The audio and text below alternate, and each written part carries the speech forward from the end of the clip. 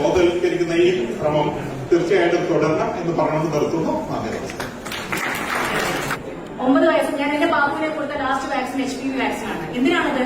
നിങ്ങൾക്ക് അറിയുന്ന പോലെ സ്ത്രീകളിൽ ഏറ്റവും കൂടുതൽ കാണപ്പെടുന്ന ക്യാൻസറുകൾ അല്ലെങ്കിൽ സ്ത്രീകളുടെ മരണത്തിന് ഏറ്റവും കൂടുതൽ കാരണമാകുന്ന ക്യാൻസറുകളിൽ മുൻപന്തിയിലാണ് സെർവൈക്കൽ ക്യാൻസർ. ഈ സെർവൈക്കൽ ക്യാൻസറിനെ 100% നമുക്ക് പ്രിവെന്റ് ചെയ്യാൻ പറ്റുന്ന ഒരേ ഒരു വാക്സിൻ, ഒരു രോഗത്തിനെ 100% പ്രിവെന്റ് ചെയ്യാൻ പറ്റുന്ന ഒരു വാക്സിൻ ഉണ്ടോ എന്ന് ചോദിച്ചാൽ അത് ഒറ്റ വാക്സിൻ ഉള്ളൂ, അത് HPV ആണ്.